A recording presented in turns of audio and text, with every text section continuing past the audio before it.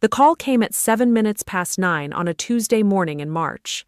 A voice I had never heard before, calm, corporate, faintly bored, asked when I planned to remove the rest of my personal items from the house at 142 Trad Street.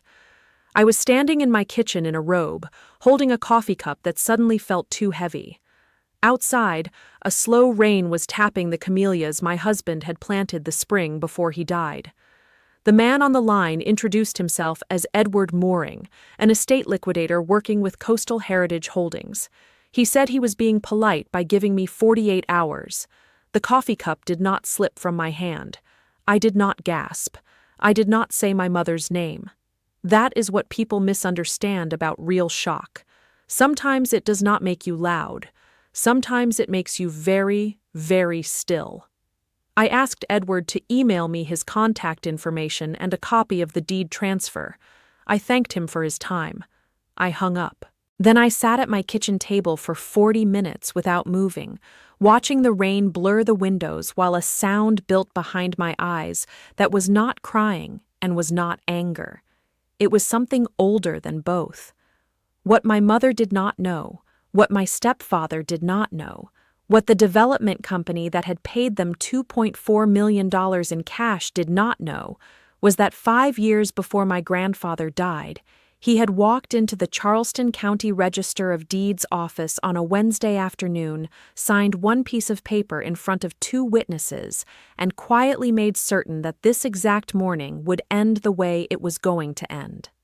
By 6 p.m. that same Tuesday, the file that the buyer's attorney was about to open on his desk in Mount Pleasant would tell him that the woman who had sold him 142 Trad Street had never owned a single inch of it. I just had to drive the 43 minutes to my grandfather's lawyer's office and remember how to breathe. Before I tell you what happened in that lawyer's office and what happened at the closing 4 days later, I want to ask you something. Drop a comment below telling me where you're listening from and what time it is for you. I read every single one. And if you have ever had a family member sell something that wasn't theirs to sell, type the word witness in the comments. I'll know what you mean. My name is Claire Whitmore. I am 42 years old, and I live in a small brick house on Folly Beach, South Carolina, about 20 minutes from downtown Charleston. For the last 14 years, I have worked as a forensic accountant for a firm called Pendleton Ridge, which is a polite way of saying that I sit in a quiet office and reconstruct what people did with money they did not want anyone to know they had moved. I read bank statements the way other women my age read novels. I have testified in 7 civil cases and 2 federal grand juries. I am not nervous around documents. Documents are how I make my living. 14 months before that phone call, I lost my husband. David was 45 years old, an architect, a runner, a man who measured out his own coffee in a small bronze scoop every morning and laughed at himself for it. He went out for a 4-mile run on a Saturday in January and collapsed on the bike path near Sullivan's Island.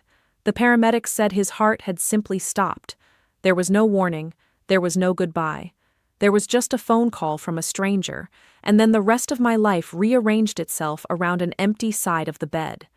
6 months after I buried David, my grandfather Walter Hale died too. He was 88. He had lived alone in the brownstone on Trad Street for 51 years, the last 12 of them after my grandmother Eleanor passed, and he had wanted to die in that house, and he did, on a Sunday morning in September, in the wingback chair by the front window where he had read the paper every day of my childhood. My mother is Diane Whitmore Pierce. She is 67. She has been remarried to my stepfather Preston Pierce for almost 13 years, since 2 summers after my father died of pancreatic cancer. Preston sold commercial insurance for 30 years before he retired, which is the only fact about him that has ever been wholly true. My sister Vanessa is 37, a dental hygienist in Mount Pleasant, married to a man named Cole, who sells boats he cannot afford to people who can.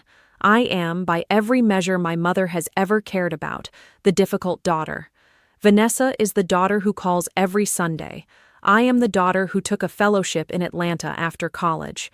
Vanessa is the daughter who had 2 children. I am the daughter who could not. Vanessa is the daughter who agreed with Preston about everything from politics to thermostat settings. I am the daughter who once, at a Thanksgiving table, asked Preston a perfectly reasonable question about a withdrawal he had made from my mother's joint account, and watched my mother's mouth tighten in a way I have never forgotten. My grandfather knew all of this. He saw it every Christmas, every funeral, every long, quiet dinner in the dining room of 142 Trad Street. He saw it the way a man who has spent his career as a probate clerk for the county sees things, patiently, without comment, with a steady hand that was already, even then, writing things down. This is the story of what he wrote down, and what I had to do, calmly, on the worst Tuesday of my life, to honor it. You need to understand something about my mother before I go any further. She is not cruel the way television villains are cruel. She has never raised her voice at me. She has never called me a name. She has instead spent 42 years quietly subtracting me from the family math, and you cannot put quiet subtraction on a witness stand. That is what makes it so durable. Let me give you the receipts. Year 2002. I was 19, a sophomore at the University of Georgia, holding a partial academic scholarship that left me $3,000 short on tuition for the fall semester. I called my mother in tears from a payphone outside the registrar's office. She told me, in her gentle, let-us-talk-like-adults voice, that the family budget was tight that year, and that perhaps I could take a semester off and work. 3 months later, I learned that Vanessa, who was a senior in high school with a C average, had been bought a brand new Honda Civic for her 16th birthday. The Civic cost $17,400. I worked overnight shifts at a data center for 14 months to make up the difference. I never asked again. Year 2008. My father was dying of stage 4 pancreatic cancer in a hospice on Wadmalaw Island. I drove from Atlanta every weekend for 9 months, 5 hours each way, Friday night to Sunday night, to sit with him. Vanessa lived 22 minutes from the hospice. She visited 4 times. The last time was the day of his death, when she arrived 2 hours after he had stopped breathing, wearing the kind of black dress people buy for galas. My mother thanked her in front of the funeral director for being there for the family. I was standing 6 feet away in the same clothes I had slept in on a vinyl chair the night before. Year 2011. My mother told me, at a brunch in a hotel restaurant on King Street, that she was marrying Preston Pierce. He had been my father's golf partner. He had been a guest at our house for 31 years. I asked her gently whether she might wait a little longer. It had been 18 months. She set down her mimosa, looked at me very steadily, and said, "Claire, your father would want me to be happy. You of all people should understand that." That was the closest she ever came to telling me what she really thought of me. Year 2017. David and I had been trying to have a baby for 4 years. After the 3rd failed round of IVF, I drove to Charleston to spend a weekend with my mother because I could not bear to be in our house, where the nursery still had paint samples taped to the walls. On the second night, over wine in her kitchen, she said, "You know, Claire, maybe this is the universe telling you that your career is enough for you. Some women just are not maternal." I packed my bag. I drove the 2.5 hours home in the dark. David held me on the kitchen floor until 3 in the morning. Year 2023. David died in January. By March, my mother had called me 4 times, 2 of those to ask whether I planned to come for Easter and whether I was going to bring anyone. On the 5th call, in May, she mentioned that Preston's daughter from his first marriage had separated from her husband and was thinking of moving into Trad Street with my grandfather to help him with the upkeep. I said no. Very politely, no. It was not Preston's decision, and not Diane's decision either, and my grandfather was perfectly capable of deciding who lived in his house. There was a long silence on the line. Then she said, "You have always been so territorial about your grandfather." I had been. He was the only person in our family who had ever looked at me and seen what was actually there. 3 months after that phone call, My grandfather died, and 4 weeks after his funeral, while I was still wearing the same gray cardigan I had worn for the entire month of October because I could not summon the energy to choose another one, my mother and Preston quietly listed 142 Trad Street with a developer they had been introduced to by Preston's nephew. I did not know any of this until that phone call from Edward Mooring, but I am going to tell you exactly how I found out the rest, and exactly what I did with what I found. The day after the phone call, I drove to Charleston. I did not call my mother. I did not call Vanessa. I drove the long way, through Folly Road and over the Wapu Cut Bridge, and I parked 3 blocks from Trad Street and walked the rest of the way. The cold morning air smelled like pluff mud and old brick and the faint sweetness of the wisteria that climbs the wrought iron gates this time of year. I had been walking that street since I was 4 years old. I knew where the sidewalk pitched up over a tree root, 3 houses down from the corner. At 142 Trad Street, there was a sign in the front yard, a blue and white sign, very crisp, very professional. Sold, Coastal Heritage Holdings. Coming soon, an exclusive collection of 3 luxury short-term rental suites. I stood on the opposite curb and looked at the front window. The wingback chair where my grandfather had died was gone. The lace curtains that my grandmother had hung in 1972 were gone. There was, instead, a paper banner taped to the inside of the glass that said, "Exciting things are coming." A voice behind me said, "Claire." It was Nora Beecham. She had lived directly across Trad Street from my grandparents for 36 years. She was 73, a retired English teacher, the kind of woman who notices everything and writes none of it down because she does not need to. She walked across the street holding a small terracotta pot with a basil plant in it.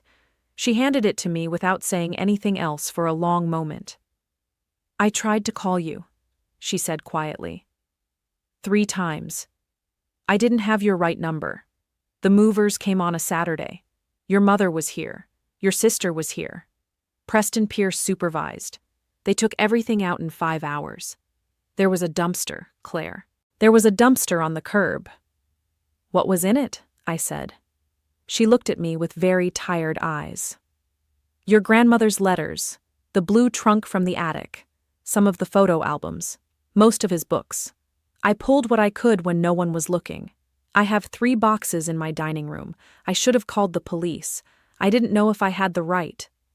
I stood there holding the basil. I could feel the small ridges of the clay pot under my fingers. "Nora," I said, "did anyone bring any papers out of the house? A folder, an envelope, anything from his desk?" She thought about it for a long time. "Your stepfather carried a leather portfolio out to his car. It looked thick. It looked old." "Thank you," I said. "Thank you for the basil." I walked back to my car. I did not call my mother. I did not knock on the door of the new owners.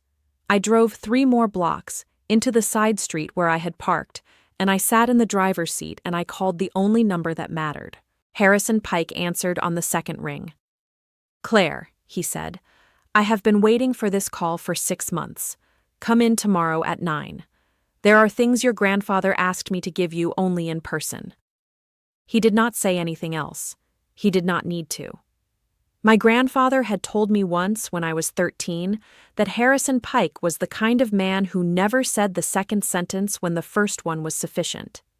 He had been my grandfather's lawyer for 41 years. He had filed a will, 2 amendments, a power of attorney, and 1 other document that I would learn about the next morning. If you are still here with me, do me one favor. Hit subscribe. Because what Harrison Pike laid out on his conference table and what happened 4 days later in a small mahogany room on Meeting Street changes everything about this story. Harrison Pike's office occupied the 2nd floor of a Greek revival building on Broad Street. He was 78, silver-haired, dressed in the same charcoal suit he had worn since I was a child, the only lawyer I had ever met who still wrote his correspondence by hand. He sat me at a small mahogany table by the window. He did not offer coffee. He opened a leather folder, the kind with brass corners nobody makes anymore, and turned it so the contents faced me. "Your grandfather," he said, "filed this in October of 2018. He was in this office for 4 hours that day. He came alone. He brought his own witnesses, 2 retired police officers from his old congregation. He wanted everything to be unambiguous." He laid out 3 documents side by side in the order he had built them. The first was a transfer on death deed, recorded with the Charleston County Register of Deeds on October 11, 2018 at 2:47 p.m. Property 142 Trad Street, Charleston, South Carolina. Owner Walter James Hale. Beneficiary on death of owner Claire Eleanor Whitmore, granddaughter, sole and individual. Signed, notarized, stamped, filed in the public record, indexed. The second was a codicil to my grandfather's will, executed the same afternoon, establishing a separate securities trust valued at the date of execution at approximately $1.2 million in stocks and bonds, held with a brokerage in Atlanta, with me named as sole beneficiary, payable on his death, independent of probate, outside the reach of any executor, any spouse, any other heir. The third was a sealed envelope, my name on the front, in his handwriting. Harrison sat back in his chair and folded his hands. "Your mother does not know about any of this," he said. "Your stepfather does not know. Your sister does not know. Your grandfather was very specific. He said, 'Harrison, the moment they find out, they will start. Let them not find out until they have already started.' He believed, Claire, that they would attempt to sell that house within 6 weeks of his funeral. He missed the timeline by 10 days. I did not move. I did not speak. I did not even reach for the documents. I sat there, and I let what he had just told me arrange itself in my chest like furniture in an empty room. Then I said, very quietly, 'How did they sell it?' I said. Harrison opened a second folder. The buyer is a Mount Pleasant LLC called Coastal Heritage Holdings. The closing took place on February 17th. Your mother signed as personal representative of the estate. She submitted a small estate affidavit claiming the house had been your grandfather's primary asset and that as his surviving daughter, she was the legal heir under intestate succession. She represented to the buyer's title company that there was no will and no other claimant. The title company performed a standard search and missed the transfer on death deed. It is indexed under your grandfather's name combined with yours. So to that title officer, it appeared to be an inactive instrument that had never been triggered. The deed has been in the public record for 6.5 years. They simply did not look in the right place. And it is still valid, I said. Claire, he said, it transferred ownership of that property to you at the moment of your grandfather's death. September 21st, 2023, at 8:14 in the morning, the time recorded by the EMTs. Your mother sold a house she has not owned for a single second of her life. Coastal Heritage Holdings paid $2.4 million to a person who had no authority to sell it. The deed they recorded after closing is what we call a wild deed. In plain English, it is paper without substance. I let that sit. And the securities trust, I said, has been managed by a fiduciary in Atlanta since 2018. The current balance is approximately $1.68 million. It is yours. It has been yours. Your mother has never had access to it and has never been informed it exists. There was a quiet ticking somewhere, a clock on the wall behind me, brass, small. I listened to it for a moment. I thought about the dumpster. I thought about Nora Beecham carrying 3 boxes across Trad Street to her dining room before the movers came back. Harrison, I said, what is in the envelope? He looked at me very gently. I do not know. He sealed it before I came back into the room. He said it was for the day you understood. I picked it up. The paper was heavy, cream-colored, the kind he had used for his correspondence since I was a girl. I did not open it then. I slid it into my bag. "What are our options?" I said. He nodded, like a man who had been waiting 6.5 years for someone to ask him that question. 3 things in this order. First, we file a notice of Elise Pendens on the Trad Street property today. That notice goes into the public record and freezes any further conveyance of the title. Second, we send a formal letter to Coastal Heritage Holdings and their title insurance carrier, attaching certified copies of the transfer on death deed and the death certificate, putting them on notice that their February 17th transaction is void ab initio. Legally, it never happened. Third, and this is the part you will need to decide about. We let your mother walk into the buyer's office on Friday morning, where she is scheduled to attend what she believes is a final disbursement meeting. She is expecting a wire transfer of the remaining funds. She does not know that I have already requested, as the trustee of record, that the buyer's attorney bring his title officer to that meeting. She does not know that I will be there. She does not know that you will be there. He paused. Your grandfather wrote me a letter when he filed these documents. He said, I have spent 40 years watching this family explain itself to itself. I would like, one time, for the explanation to happen in a room where no one can change it later. I would like to honor that request, but I will not do it without your permission. You can also choose to write your mother a letter, send her certified copies, and let her absorb this privately. There would be no shame in any choice you make. You have earned every option in this room. I looked at the clock. I looked at the deed. I thought about my mother's face at the Thanksgiving table, the year I asked Preston the perfectly reasonable question. Friday at 10, I said. I will be there. Harrison nodded once. He did not smile. He understood. There is one more thing you should know, he said. I have been making quiet calls for 2 days since I learned the closing occurred. Coastal Heritage Holdings is controlled, in part, by a gentleman named Bradley Spivey, who is Preston Pierce's nephew. The introduction was made by Preston. Preston received what is described in the contract as a referral consideration of $120,000, paid from the buyer's side at closing. It is not a finder's fee. It is, in the language of South Carolina real estate law, an undisclosed dual representation.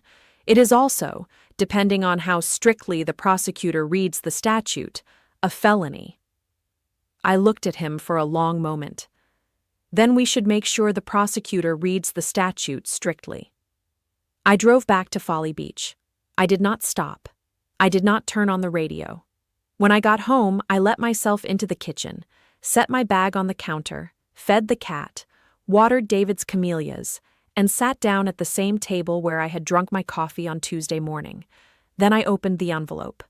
The handwriting was looser than I remembered, the kind of handwriting an old man makes when his hand is no longer entirely his to command. But the voice was unmistakable. My grandfather, in 3 pages, in blue ink, on his own stationery. Claire, it began, if you are reading this, then they did exactly what I told Harrison they would do. I am sorry. I would have liked to be wrong about my own daughter. I have been a probate clerk for 40 years.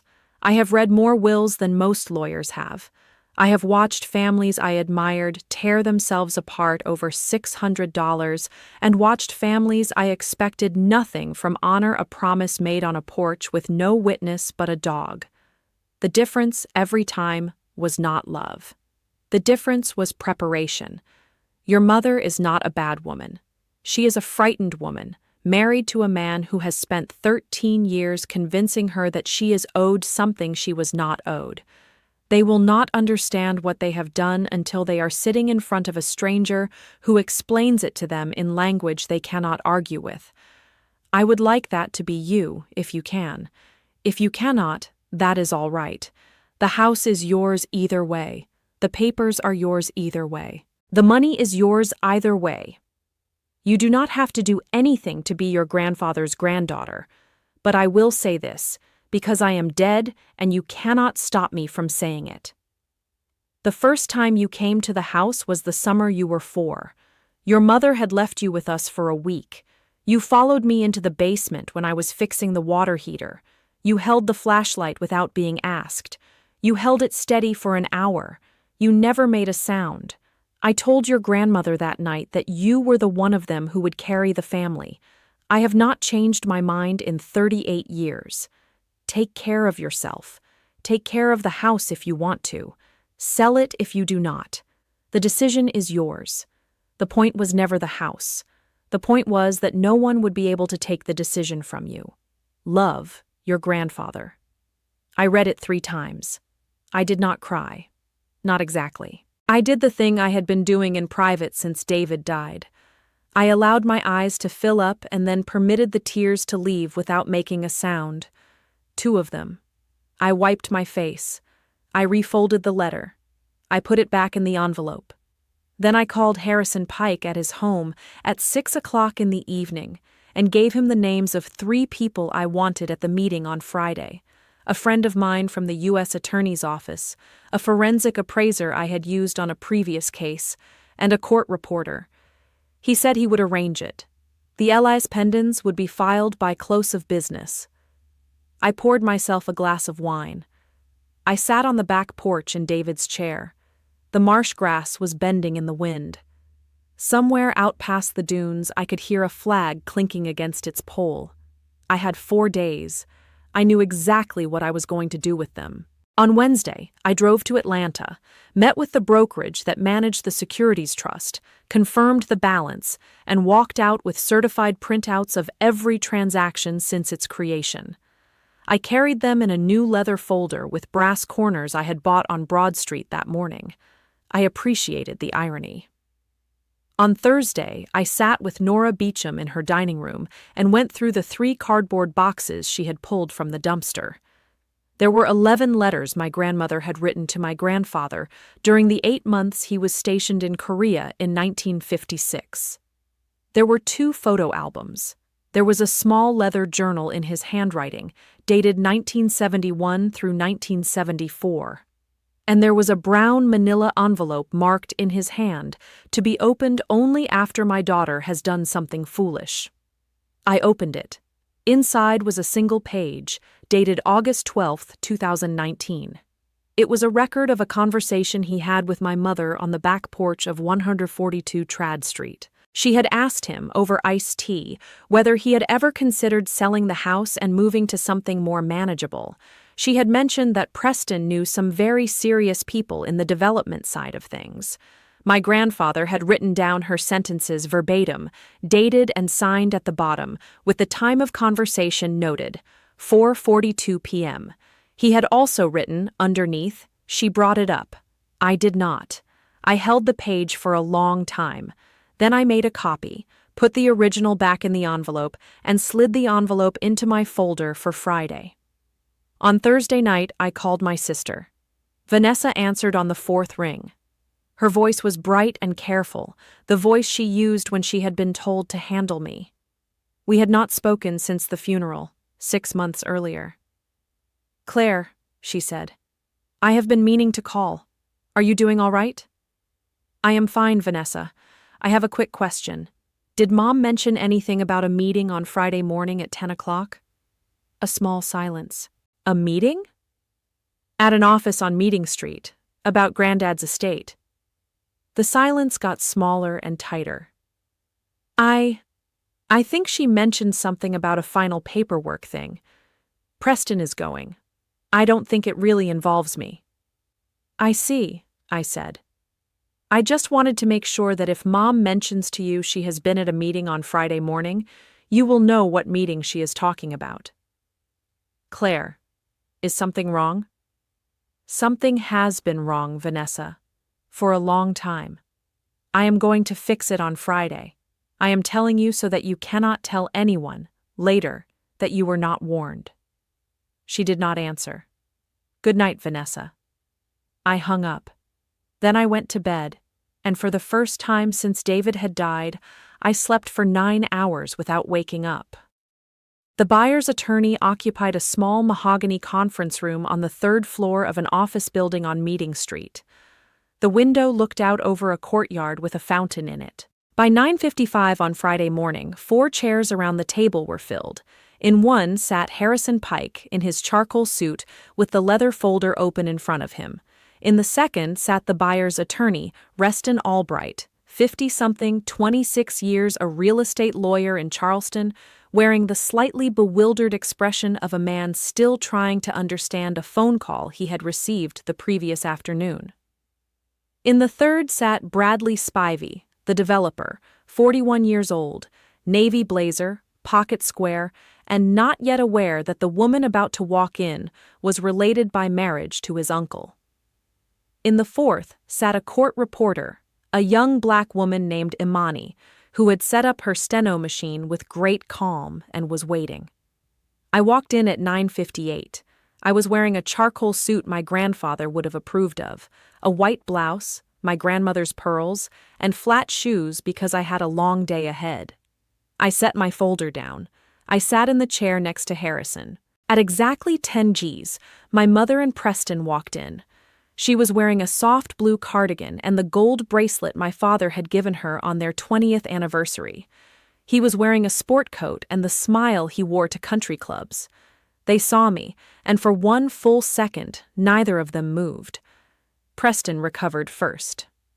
"Claire," he said, with the wide, gentle smile of a man who has decided very quickly to bluff. "What a surprise. We didn't know you would be joining us." "I imagine you didn't." My mother lowered herself into a chair. She was looking at Harrison Pike. She had not seen him in 9 years, but she knew exactly who he was. "Harrison," she said.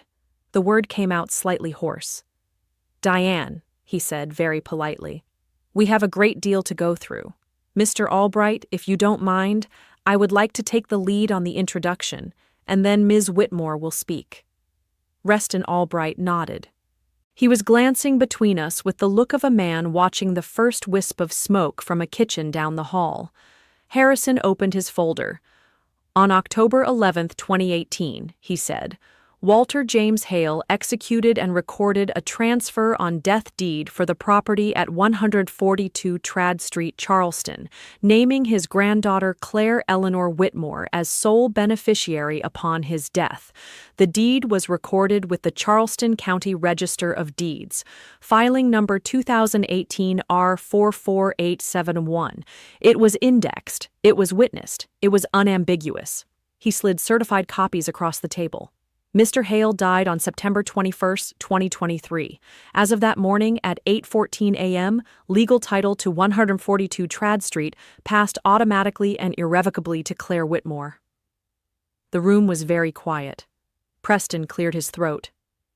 "I'm sure there's been some kind of mix-up. We have a death certificate. We have a small estate affidavit. We closed on this property in February." "You closed," Harrison said, "on a property that none of the sellers had legal authority to convey.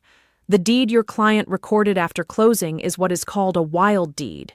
It is, with respect to the actual chain of title, paper without substance." Reston Albright was already reading. His face had gone the color of pale milk. He looked at the recording stamp. He turned to Bradley Spivey and said very quietly, "Brad, I need you to not say anything for the next 10 minutes. My mother's voice came out small. "Daddy would never have done this without telling me." I spoke for the first time. "Mom," I said, "he did tell you. He told you for 40 years. You never believed it would apply to you." She looked at me. She was searching for a footing. "Claire," she said, we needed to do something. The house was too much for him. He was getting older.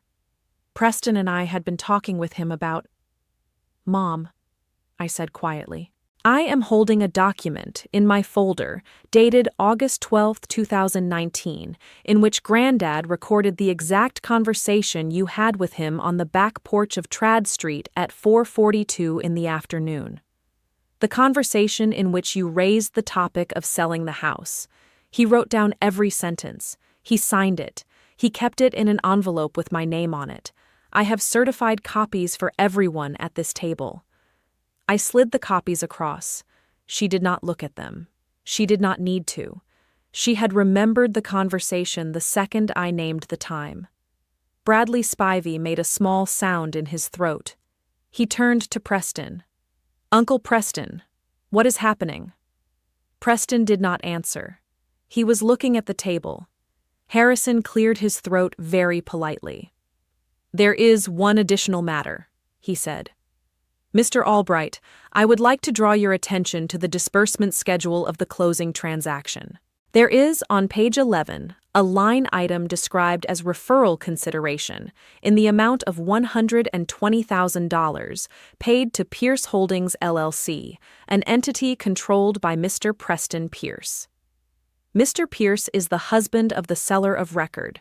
The fee was not disclosed to either party in the manner required by South Carolina Code Section 40-57-135. I have, with Ms. Whitmore's authorization, forwarded copies of this disbursement schedule to the South Carolina Real Estate Commission and to the Office of the Ninth Circuit Solicitor."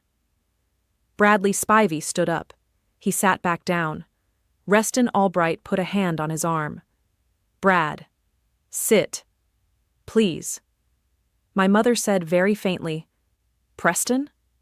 Preston was looking at the table. She said it again. "Preston?" He still did not look up.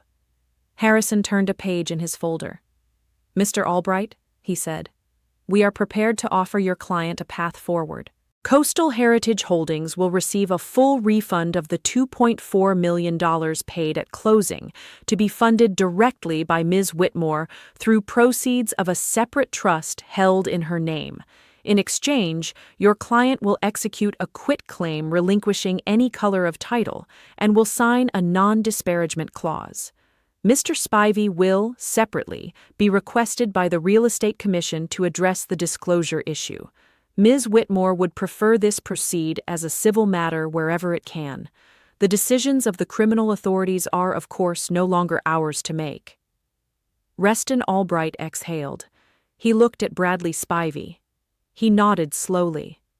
My mother had begun, very quietly, to cry. I turned to her. "Mom," I said, "look at me, please."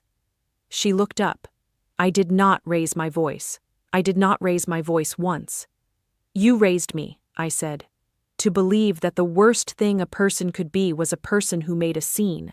So I am not going to make a scene. I am not going to shout. I am not going to throw anything. I am going to tell you, very calmly, what I came here to tell you. Granddad did not do this to punish you. He did this because he loved me, and because he had been watching what was happening in this family for 40 years, and because he wanted, one time, before he died, to make a piece of paper that you could not argue your way around.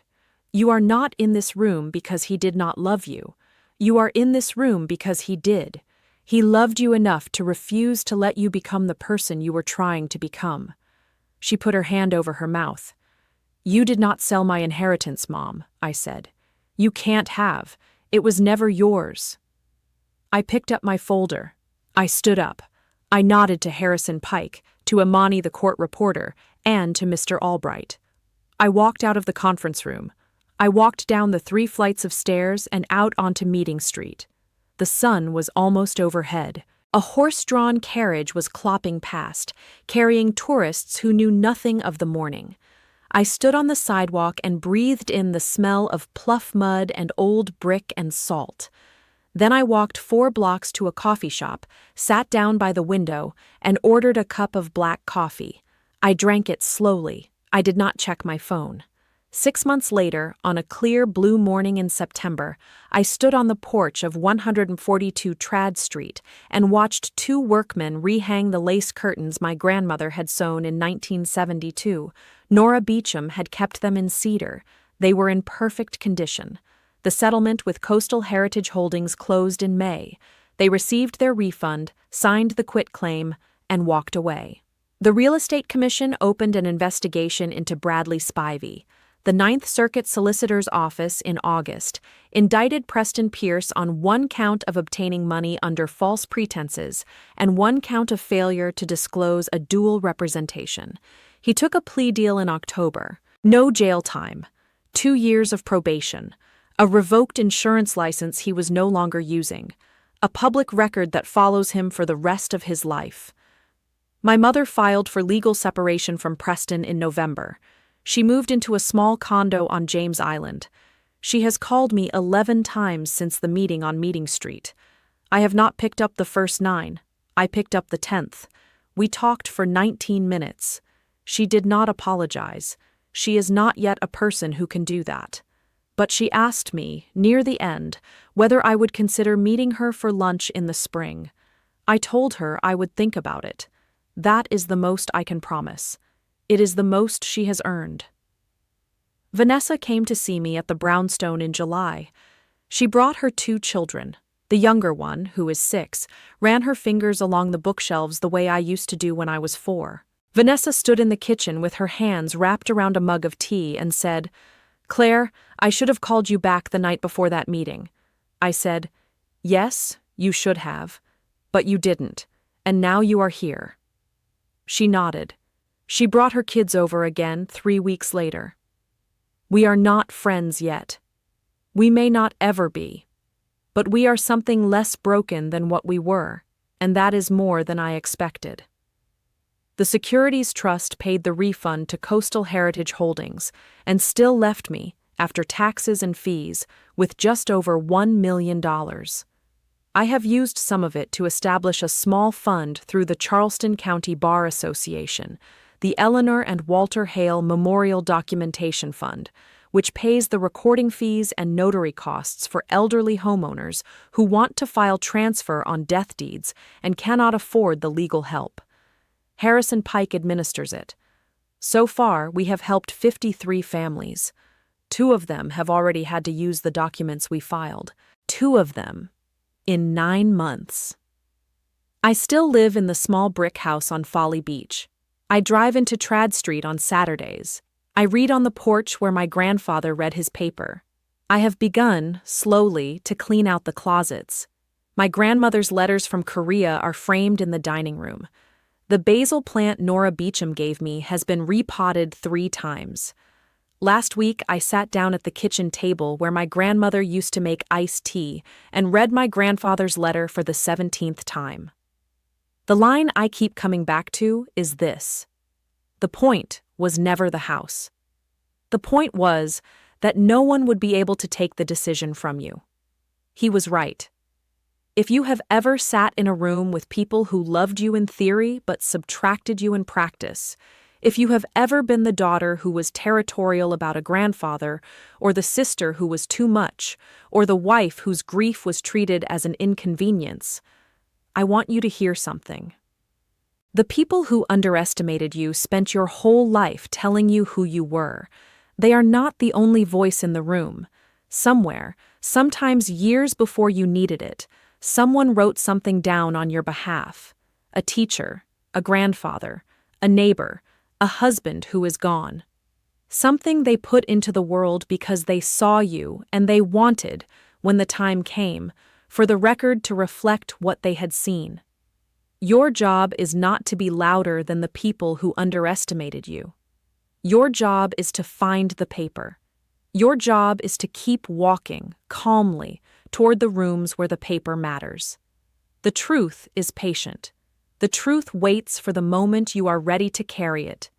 If this story stayed with you, do me one last favor. In the comments, tell me about the paper in your own life. The document, the letter, the photo, the recording, the thing that was waiting for you when you finally went looking. I read everyone. And if you want to stay with us for the next one, and there is a next one, because there is always a next one, tap subscribe. We tell these stories here every week. The people who quietly underestimated us did not write the last chapter. We did.